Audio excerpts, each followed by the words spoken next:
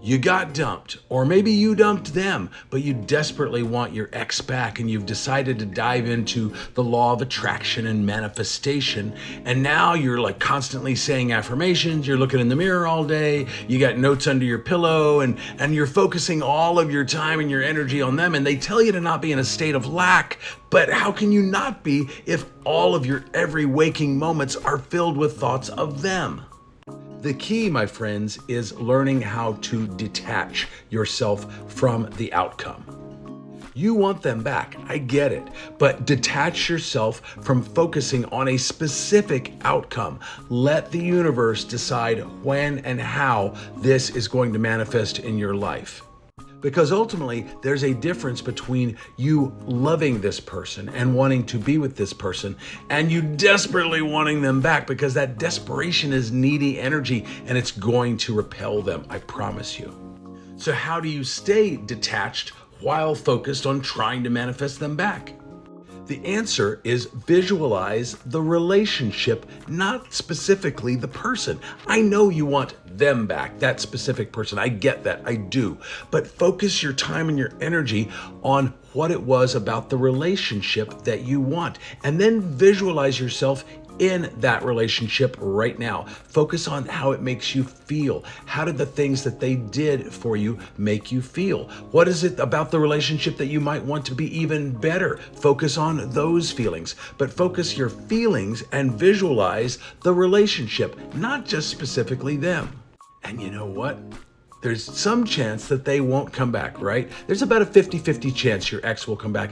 And if they don't come back, guess what? You've just gained a lot of clarity about what you want in your next relationship.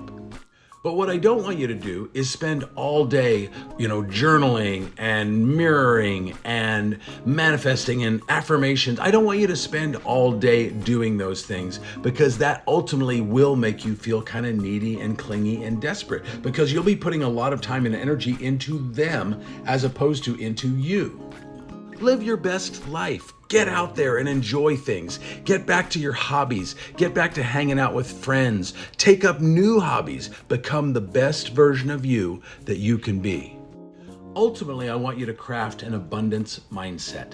And love is abundant. And guess what? Love isn't abundant just with that one person, your ex. Love is abundant everywhere. And as I mentioned, there's a 50-50 chance they won't come back. I know you don't want to hear that. And I don't want you to focus on that. That's a state of lack, right? But I do want you to cultivate the idea of love being abundant, and there's lots of options out there for you. And it's okay to explore that and think about that and not get fixated on one person. There's a saying, what is meant for you won't miss you. And ultimately, you need to trust in the universe here. You need to trust that if you and your ex are indeed meant to be together, then it will happen. And the main thing that you need to do is kind of get out of the way and not be your own worst enemy and not do things that will repel them from coming back to you.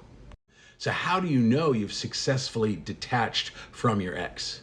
And the easiest ways are that you're not focused on them 24/7. They don't take up every waking moment of your brain. You're not stalking them on social media to see what they're up to and that kinds of thing. You're not asking family and friends about them constantly. You're able to go out and enjoy other activities with other people without obsessing over them most of the time. And when you get to that state, that's how you know you've successfully detached from them. You may even find at that point that you're not wanting to do as much manifesting and law of attraction techniques as you had been doing, because you're getting to a place, I don't want to say you're getting to a place where you don't care, but you're getting to a place where you're okay with the outcome going either direction. And that's really where you want to be, because when you are truly in that detached state, that's most likely when they're going to come back.